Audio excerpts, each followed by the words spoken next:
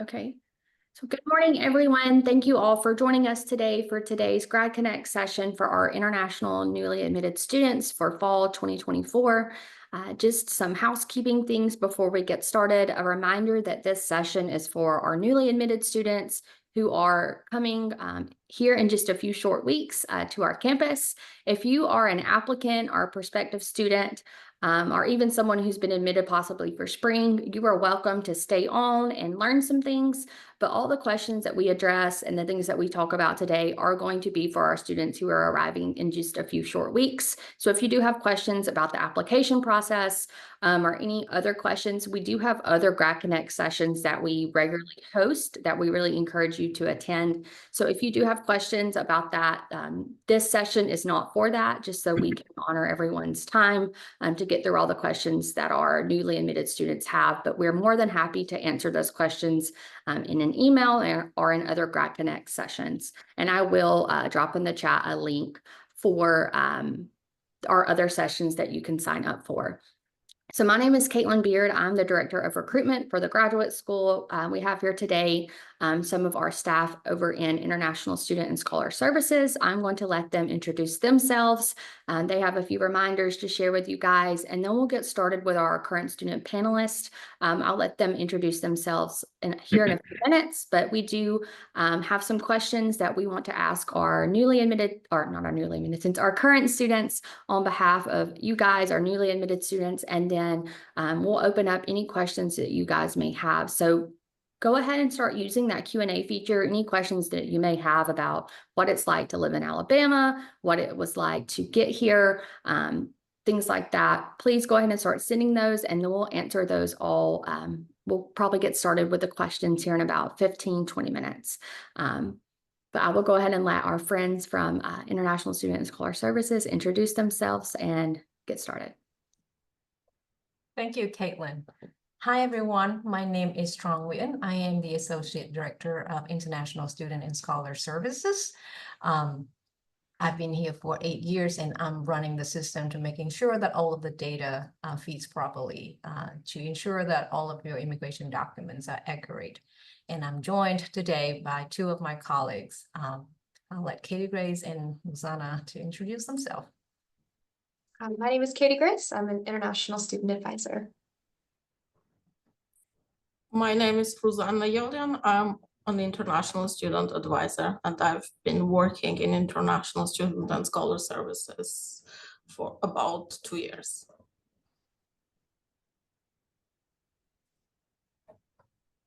Okay. And then I think, I'll let the student panelists to introduce themselves. My name is Claudia, and I'm a PhD candidate in the Communication and Information Sciences in the College of Communication and Information Sciences, of course. I'm from Indonesia, and instead of saying how long I've been here, I would say this is my last year as a PhD, hopefully. Thank you. Hello, everyone. My name is Ladi. I'm a fourth-year PhD student. I'm from Nigeria. I'm doing my PhD in electrical engineering. Nice to meet you guys. Hello, everyone. Am I audible enough? Yes, we can hear you. Okay, thank you. Yeah, my name is Solomon Najasa, and I'm the current president of the Graduate Student Association.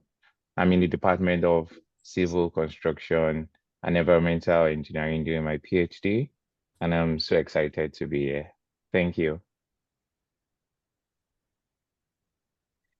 Thank you, everyone. And with that, we have a few reminders from International Student and Scholar Services that we want to share with you, all of the newly admitted students.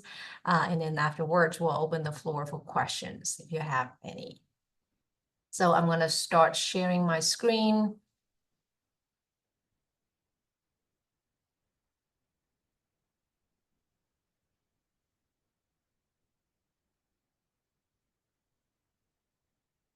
Right. Can everyone see the screen? Yes. Okay. Right. I'll let Rosanna start off with some of the the reminders. So I'll start with our location. On your screen, you can see that we are located at 105 BB Commer. Our website is on your screen. Our email is international@ua.edu. You can contact us via our phone or via our email. We are open Monday through Friday, 8 a.m. till 4:45 p.m. So do not hesitate to contact us if you have any questions. Okay. So when can you enter to US? If you are an F1 and J1 student on your I-20 or your DS 2019, you have a report date, which for fall students will be August 14. So you can enter the US up to 30 days prior to report date listed on the I-20. So double check, it should be August 14 is your report date, and you can enter the country up to 30 days prior to that date. So getting to Tuscaloosa, we recommend you fly into Birmingham Airport. It's an international airport. It's closest major airport to the University of Alabama.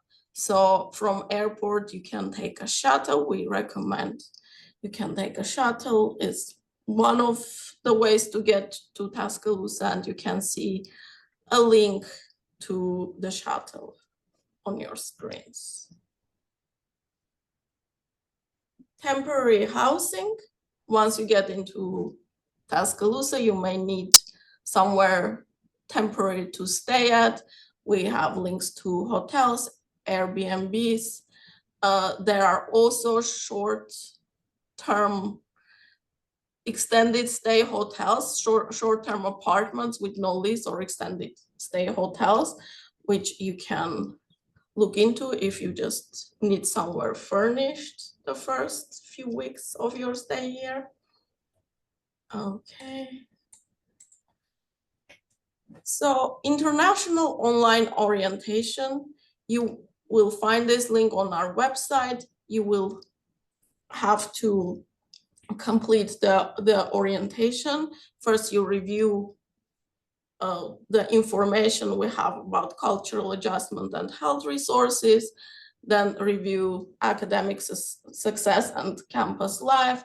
And after that, we ask you to complete an immigration quiz. There is an immigration section video that we would like you to watch and then complete an immigration quiz.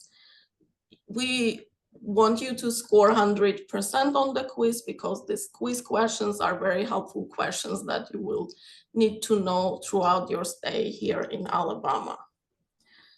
After you complete your orientation, every student is required to complete an immigration check-in with us. So you have received this information via email already, but everyone who has an I-20 and comes to Alabama has to complete an immigration check-in with our office. So we ask you to submit some documents, contact information sheet, acknowledgement of responsibility form. You'll have the links to these forms, your passport main page, your visa page, and your I-20 that you have with your signature. So the I-20 that we sent to you, that you used to get your visa, you need to sign the first page of your I-20 and submit with the rest of your documents. Also, there is a link to I-94 arrival departure record. You will have to submit this. So list of this is very important, list of documents that you need to submit in order for us to validate your record and complete your immigration check-in. If you have spouse or children with you, we ask you to submit their documents as well. Another thing I would like to mention is you need to update your address in MyBama. Sometimes if your local address is not updated or is missing, that may delay your check-in completion with us. So please make sure you update your local address and submit those check-in documents as soon as possible. Thank you, and Trang will talk to you about graduate orientation and GTA workshops. Yeah, thank you, Rosanna.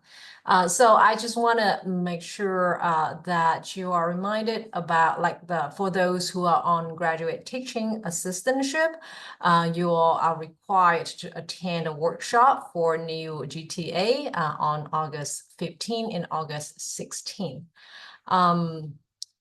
And a graduate school will also have graduate orientation and welcome or grow event that will be on August 16 and 17. The grow is designed to prepare you with the necessary information and resources that are available on UA campus to make sure that you are well-rounded in terms of information, and make sure that you have the best UA experience while you're starting here. So make sure that you have it on your calendar and do not miss these two events that coming up before the semester begins. For those who will come in, I assume that most of you probably don't have furniture bringing from your home country, but we do have a furniture giveaway for those who signed up, apartments that are without furnish. So the event will be on Thursday, August the 15th. You can register using the link on this screen right now, and you can pick up the household items, like the light ones such as blankets or pots and pans, but you can also sign up for the larger items like beds or desks or chairs to be delivered to you at a later date. So Saturday, August 17, they will deliver the bigger items from roughly 7 a.m. to 12. So that is one of the events that you want to keep an eye out on and sign up if you are looking into getting some furniture for free.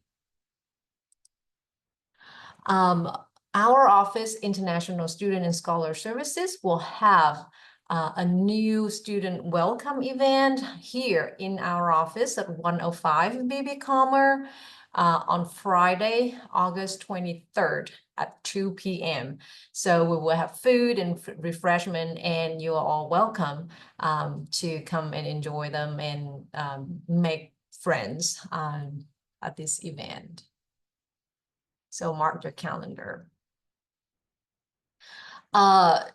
You can also join Tuscaloosa International Friends, or we also call them as TIFF. TIFF has been in Tuscaloosa for more than 52 years, and the goal of the organization is to foster cultural exchange among international students and local American families. So if you want to make local American family friends, you can sign up to be paired. We have the QR code on the screen right now that you can scan for more information that will take you to their website.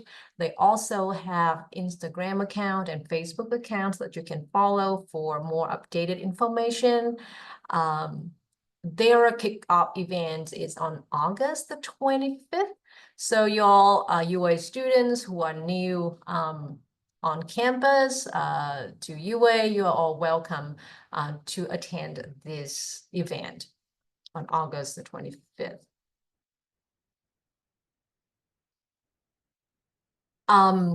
Here at UA, we have many different cultural and language students association. As you can see, these are just several examples of the student works that here are on UA campus. We have the African Student Association, we have the Bangladesh Student Association, Indian Student Association, Vietnamese International Student Association as well. And we pretty sure that you'll find something that you feel belong to among these student orgs. And other than the ones that we listed here, in total, UA has more than 500 student organizations that registered.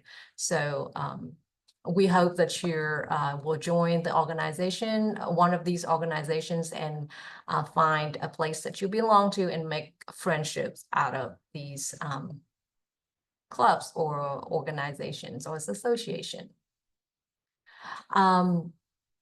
And we also have our coffee hour almost every Friday here.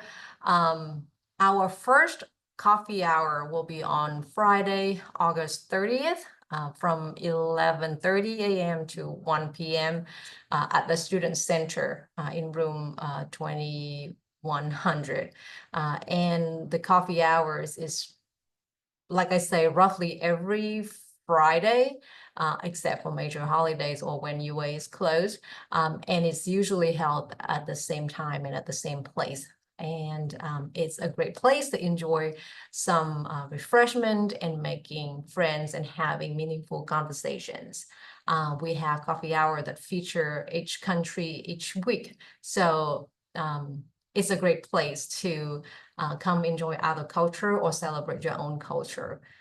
And also mark your calendar. August 30th is our first coffee hours in fall 2024. And that is all of the reminders that I want to share. And now probably it's time for questions. Yeah, so if anyone has any questions regarding their presentation or reminders, go ahead and send those in the Q&A and we'll get to those.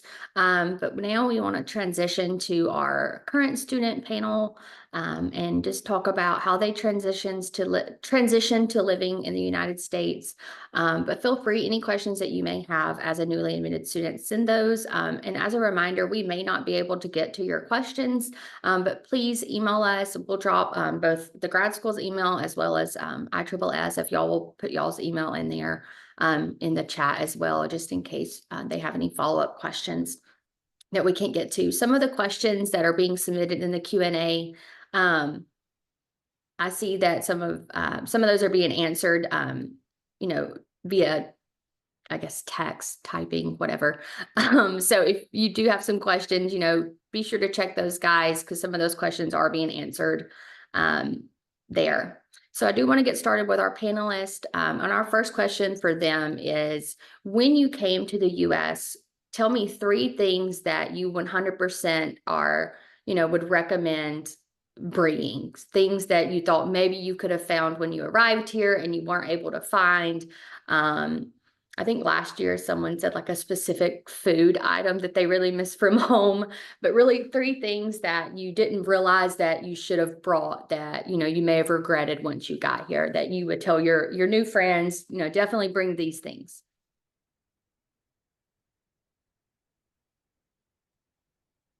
Okay, I think I'll go first. So hi everyone, my name is Solomon once again. And one of the significant things that I realized that I should have brought in excess is food.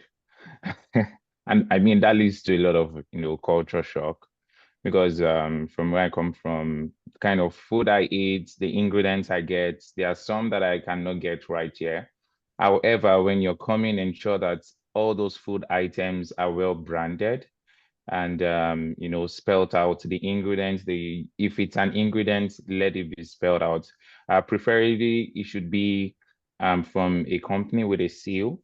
That makes it easy when you get to the port of entry, so you won't get your food returned back home.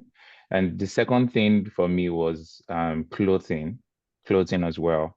So for example, I am very African centric. I tend to wear a lot of my traditional wears almost every week. And it's something that shows where I come from, and I enjoy wearing it. So, and it feels comfy as well. So it's something that you can consider bringing.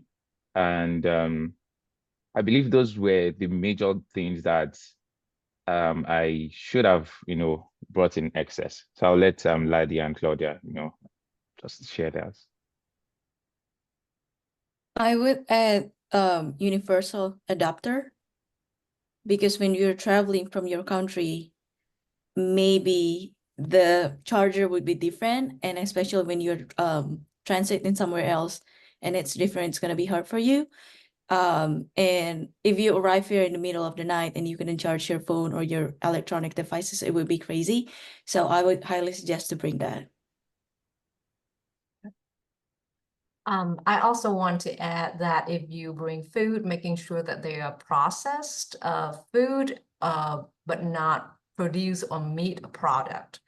Because the US agriculture is really scared of, having something from foreign germinate or, spread disease in the US. And, the port of entry officers are very strict about, like screening and making sure that those items are not going through the port of entry. So, do make sure, like Solomon said, that, all of the items are well labeled and no produce or no meat product. So if you have like fish or, so the way I remember is that anything on land that are meat product are not allowed. But like say if you have fish or shrimp or squid, they are like in water, they are okay with it. If you have like seasonings or herbs that probably you would absolutely cannot live without, do bring them with you. I would also add that if you are on medication, bring them with you, because some of the medications are here on camp in the US requires a prescription. You can't just like go to a pharmacy and get medication. So if you're have, the over-counter medications that you want to stock on, probably bring them. If you wear glasses or contacts, it's probably a good idea to bring extra. So those are some of the items that I think would be a good ideas to bring, or, bring extra. Lottie, did you have anything to add? No, I think they all covered like the bulk of the stuff you should bring. I don't have anything to add. Oh, and also probably cash in smaller bill. I remember, like when I first arrived, you may have to have some expense that you need to buy, and maybe your credit card doesn't work, or you have to pay for something. So carry some cash with you. Sure. Yeah. So on the opposite end of that, what is something that you packed that when you got here, you realized I could have just bought that when I got here instead of taking up half my suitcase? For that one, I would say, oh, Solomon, you want to go first? Oh, Ladi, Oh, no. Yeah, for me it was I think I got I got a winter jacket. And like I don't know why I got a winter jacket from Nigeria, because there's no snow in Nigeria, and the winter jacket I got was eventually useless. So it just ended up taking so much space. I think I got two. Plus Tuscaloosa is even really that cold that you need like a even during the winter. But like I guess if you're going to get a winter jacket, just come and get it here. If anything. Yeah.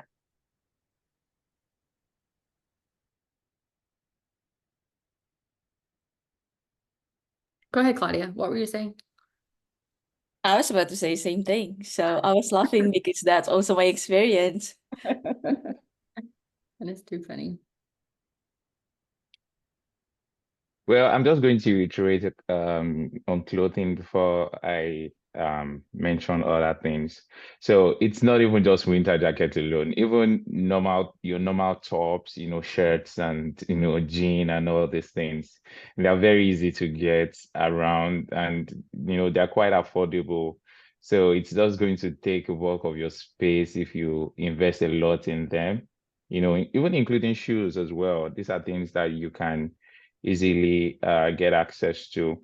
However, Oh, you may have.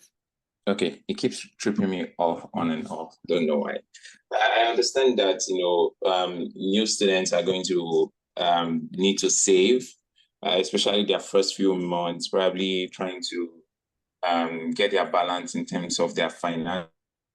But then you probably would just want to consider something you can bring in for about a month of your stay. Then you can do, some major shopping around and to recuperate yourself and feel really good. Then another thing is writing pads and materials. Oops. Okay. So writing pads and material things that you use for your study, you can easily get them here. And the beautiful part about it is I didn't even need to purchase. They were easy to get. I got some from Grow. I got some from different orientation. I was working at the quad, and I got some as well. So these things are readily available, and you can equally get those, right here. And also kitchen utensils, just like it was said in the orientation, things that you need in the house. I don't think you should, just get those as well. Those things are readily available. So I think, yeah, basically those are a few things I probably would have dropped back in Nigeria. Yeah, just to piggyback on that, like all the space for all those utensils, the writing pads, they are better invested in just getting more food. Honestly, I'm serious. Like, because especially in Alabama, I don't think there is an African store. So I go to Nashville, I drive to Atlanta anytime I want to like go to an African store. So if you can get like your herbs, like your spices, just pack them in your bag. Forget if you can even just take one shirt and a trouser and like the rest just food. I mean, go for it. Yeah. For sure. Yeah. So what was your biggest learning curve when both arriving just to the US, to Alabama in general, but also in your classes as a graduate student? I think for me, it was mostly the fact that the method of instruction is very different. In Nigeria, things are very theoretical. There isn't like I studied engineering, but like things are very, very theoretical. When you move to the US is very different because the way they ask the questions is very practical. And if you've done a degree over an extended period of time where you had to think a certain way and you just all of a sudden had to switch and your exams and your tests are like that, it can be pretty difficult when you see the first few your first few assessments, and it looks as if like you're not doing well, and it starts getting into your head. But honestly, it's something where you just need to understand that like it's normal for you to like have that.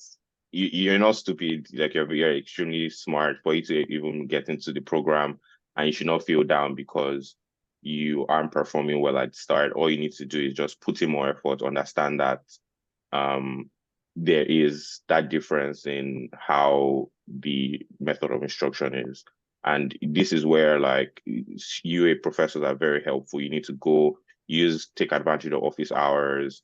Don't be shy. Go and talk to them. Like back home, it's a thing where it's very hard to, talk to professors, talk to teachers.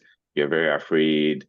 But here, if you're not understanding anything, go to their offices, I won't say pester them, but like go to their offices, disturb them, ask them for extra instruction, just so that you can um get to a normal footing with the rest of like your peers. So that I feel for me, that was like the biggest learning curve. Like after I feel zeros on some continuous assessment tests, like it was I had to like, put my head down and like put in more effort into like understanding like what the system required. So yeah.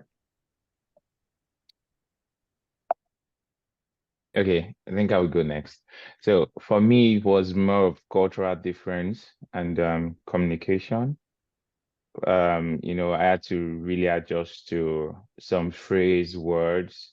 For example, I remember the first week I landed, someone said my fault, and it meant my fault, but it means something else in my country, it's a slang in my country, and I was like, what's going on? So it's one of the learning curves. I had to, be very patient to understand what people were saying.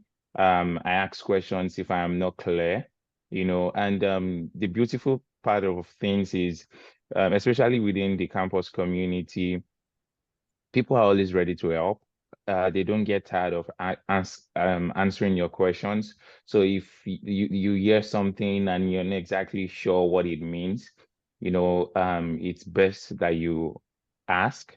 It's same as even when you find yourself in class, maybe during a lecture, and just like Ladi mentioned, you can always go to the lecturer's office to, ask questions to be sure. Then in terms of cultural difference, as well, there's a whole lot to learn from, and you just need to take your time, be very open-minded to understand that you are not in your own country. There are some moral values or religious values that you have from your own country that might be a bit different in the United States.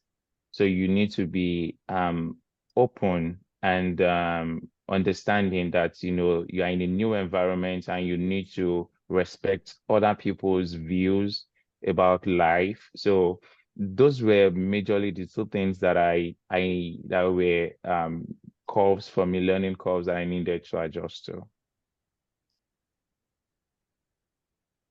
Sure. Can I add something to that? So as a PhD student, we all gonna have like moment when we were like so stressed about it.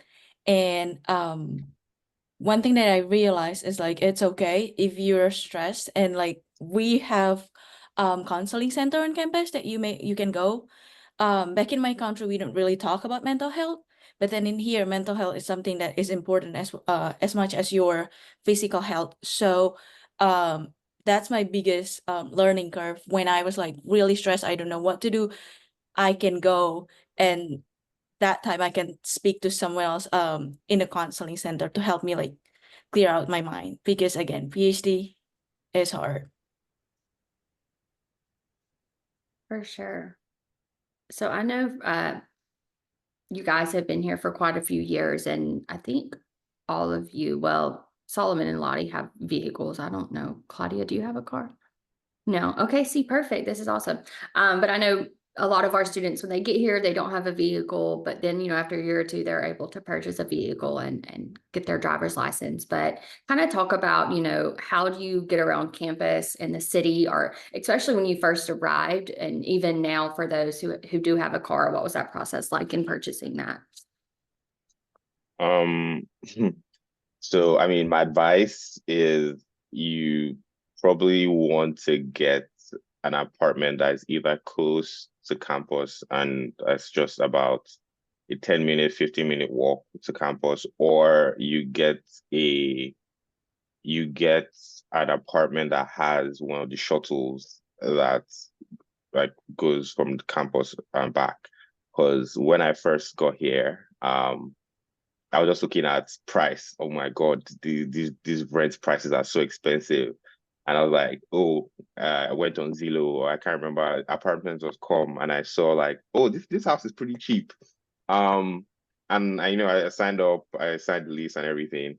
And I mean, shortly after I realized why it was so cheap, because like I had to like walk like 30 minutes to campus like every day, for my first like semester because like there was no buses like going towards that area. So you typically want an apartment that has access to one of the UA shuttles or is very close to campus. Pending the time where you would get a car. Um, for me, now that I have a car, I would say the Tuscaloosa, you kind of need a car eventually at some point because it just gives you like a certain level of freedom. You can go get groceries when you want to, you can go hang out with your friends. Just like Claudia mentioned about mental health. I mean, if you can't, if your closest friend is 40 minutes away or 30 minutes away if you're trekking, like you wouldn't be inclined to go there. It does help you a lot of things.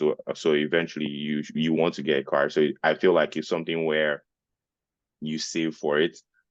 Because when I first started, like I didn't know that a car was going to be so important. So in my first year, I was spending money on frivolous things like, oh, I need this MacBook looks so cool. Let me go get this new MacBook. Then I need another iPad like comes and I'm like, oh, another iPad. Let me get this. But all the money that I spent on all those things could have just been invested in getting a car earlier. So I think it's pretty important. But like for your first year or first 2 years, I would advise you like stay in an apartment that's very close to campus or one of the apartments that has the access to the buses. So yeah.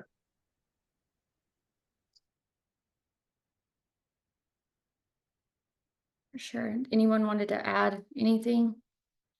Oh, yes. So before I got a car, I had a bicycle. So if you know how to ride a bicycle, that could be helpful as well.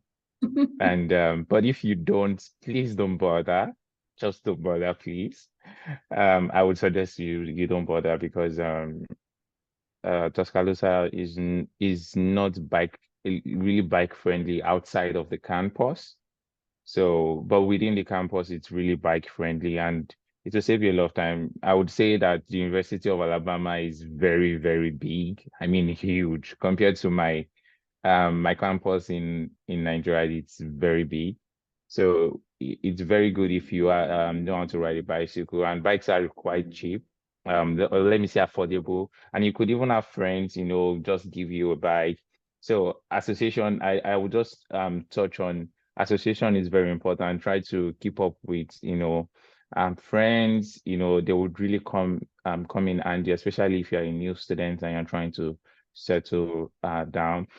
Because some like Ladi and myself, we have a car. We can easily just help you if you want to do grocery shopping and things like that. So there are different associations. There are different ways you can connect with people that they would come in very handy. Because there are a couple of food markets that are not really close to your apartment, and you just probably want to dedicate a day in the week to do those things. So I would strongly suggest that you keep relationships very well. And one beautiful thing about people in Tuscaloosa is everyone is kind. Everyone is ready to, show kindness. Really, really kind people. So that's just what I wanted to add. For sure. Oh, yes. Lastly, there are also shuttles within the Tuscaloosa city. They come about every hour. I'm not going to advise you to use it if you have somewhere that you're rushing to, but if you really just want to go around the city and explore the city, or you're not in a hurry, then you can use it just to also get yourself familiar with it. But within the campus, there are shuttles that moves around every 15, 30, 45 minutes, depending on the route. So there are a lot of buses available to move you around. Yes. And I definitely recommend going ahead and getting that transportation app. For me, coming from a small town, I was not used to public transportation at all. Our figuring out a navigation app. So even as an American who is from the state of Alabama, when I got on campus here, I was a little overwhelmed and figuring out the app and how it worked. And I ended up asking a freshman to explain it to me. So I felt a little, dumb, but it took me about a month to figure it out. So I definitely, recommend downloading that and orientation and grow before your classes start. Try to use that app and figure it out, hop on the bus and, see how long it's going to take you to get from point A to point B. Because just because on Google Maps, it says it's going to take you, it's a 5-minute drive. On that bus, it may be a 15-minute drive because they're going to go all the way around campus. It's not going to be a direct shot. So really allow yourself more time to get from point A to point B, and give yourself grace and know that everyone is also confused. Don't feel like you are behind or anything, because there's other students who are figuring out, even US students who don't know what the heck they're doing and how to get around campus. So feel free to ask. I know definitely during Grow and orientation, when I'm working, I've given a new international student a ride home because their internet wasn't working, the Wi-Fi and things like that. So there's always people around who are willing to help and give you some guidance. So don't feel, afraid to ask for help.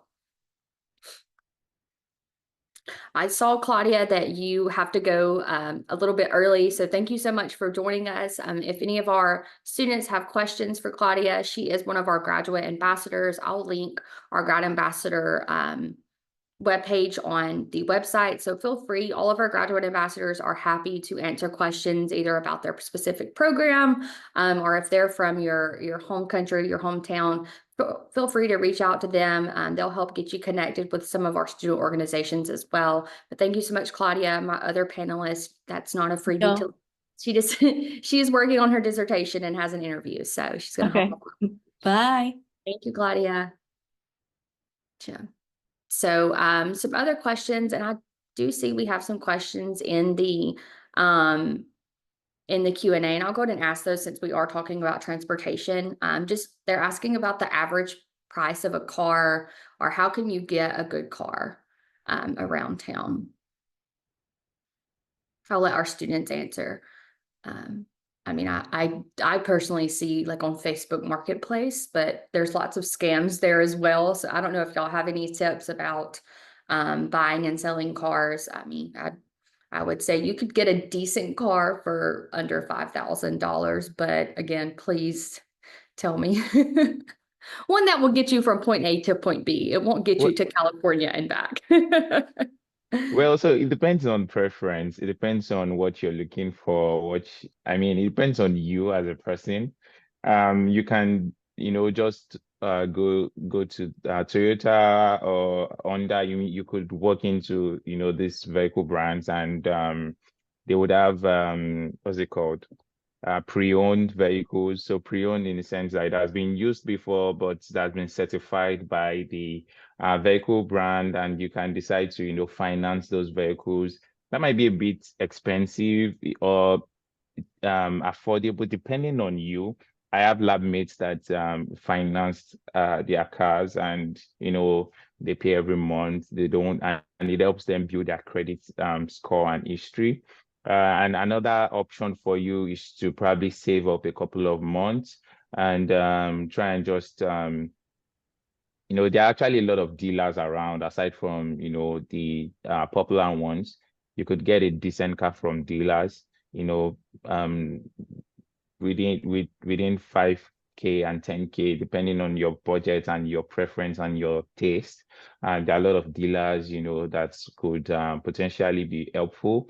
Facebook Markets is not also really that terrible. There are people that get their car on Facebook Market. All they just need to do is to go check in with maybe the car dealer to be sure everything is working very fine. So there are different options for you, but I would strongly suggest that in your first few months here, you probably just want to get settled first and, get yourself familiar with the whole academic process, networking with people. Then things like getting a car would be sort of easier for you to figure out when you have some of the other things sorted. So that's just what I wanted to add.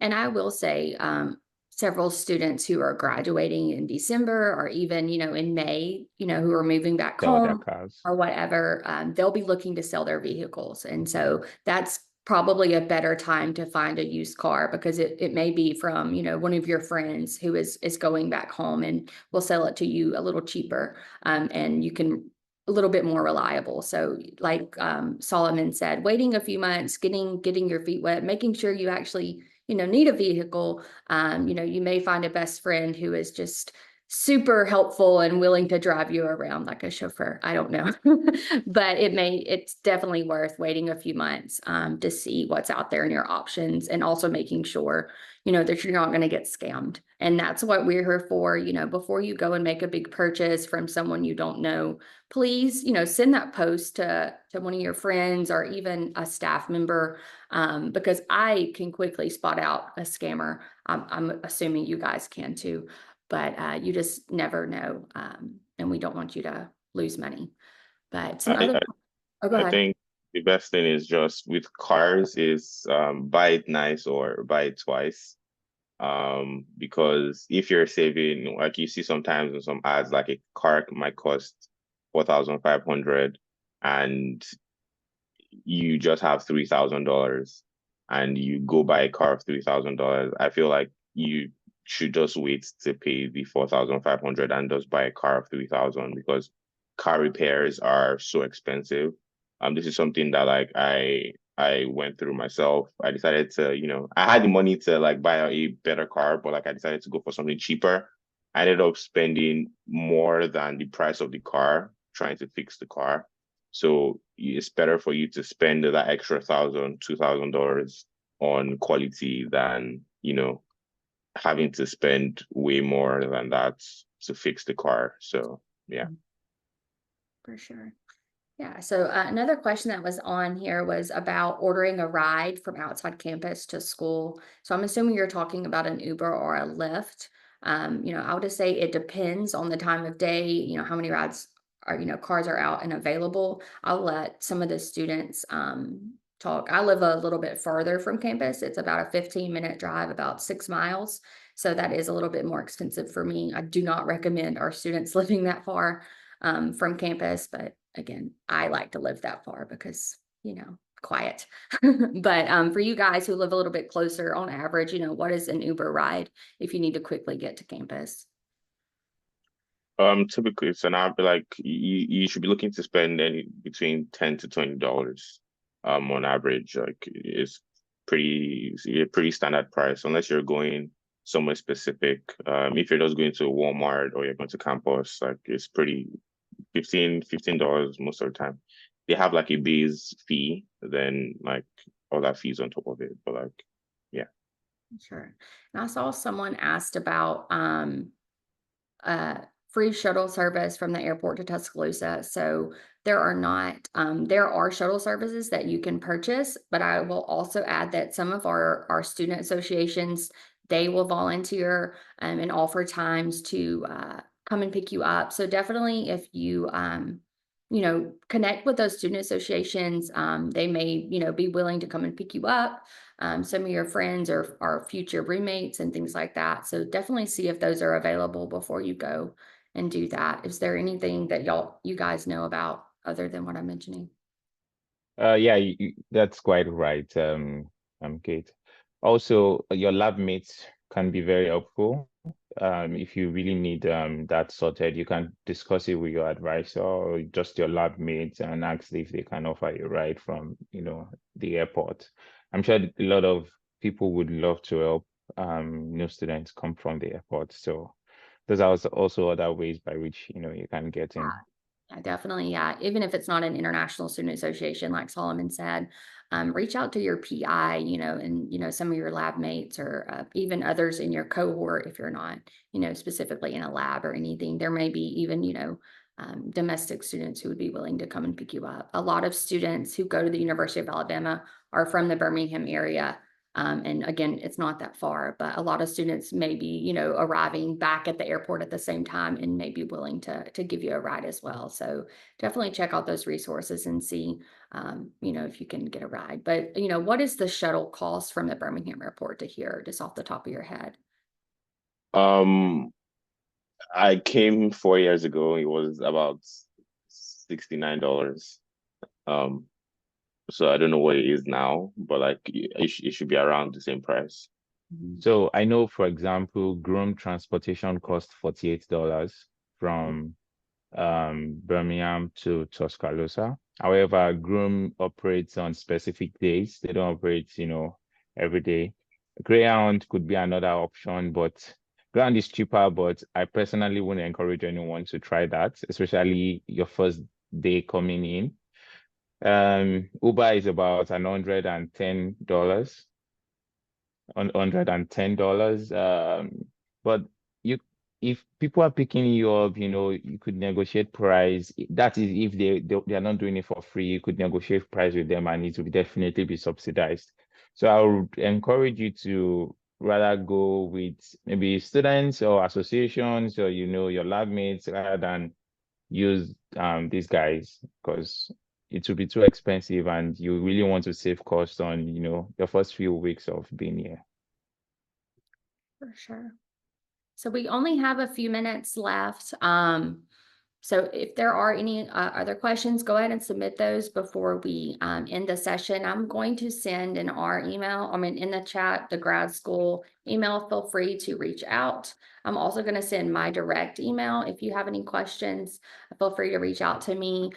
Just a reminder that, you know, we do need your on the graduate school side, the only thing that we have left needing from you guys is your official transcripts. You can bring those in person once you arrive. But if you have any questions about that, feel free to reach out to us. Of course, we're a resource. If you haven't registered for orientation yet, that is Grow. I'm going to drop the link in the chat for that. Please go ahead and register. Again, it's not required, but it's a super fun event. A lot of our ambassadors, our current students come back, especially to the social. You don't want to miss that. If you are going to be a graduate teaching assistant in the fall, you are required to attend the GTA workshop. You should have received emails about that. I think my biggest reminder is check your email, check your email, check your email, check your email every day, and do the things that you need to do before you arrive, that you can do before you arrive. So that way, when you get here, it's just one less thing that you have to worry about, because there's so many things that you do have to do once you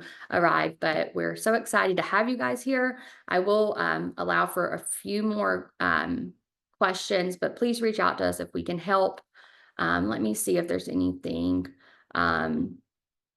Yeah, someone said, asking to connect, is anyone else landing in Atlanta? Yeah, I will say several students do fly into Atlanta, and there are shuttle services over, but definitely there are student organizations. Reach out to them for those newly admitted students. We also have a Facebook group for graduate students. You can also post in there. Can one of my ambassadors help me find it? Because I'm trying to find it and I can't find the link to our Facebook group. That would be a good resource to find other newly admitted students who are arriving. Yes, so the presentation, this is being recorded. We are going to put it on YouTube as soon as we can edit it. But we will send an email out with a link to our YouTube page after this session. It won't be up when we send the email out, but it will be up by the end of the week. So definitely go and look in there. And I believe that ISSS, y'all put the presentations on your website as well. Are some other presentations that are resources. So check there as well. Though that link is included in the follow-up email that we send. Someone said, there's some questions about taxes paid on stipends. I know ISSS, y'all have some resources on y'all's website about that. I don't know if y'all wanted to answer that. It varies.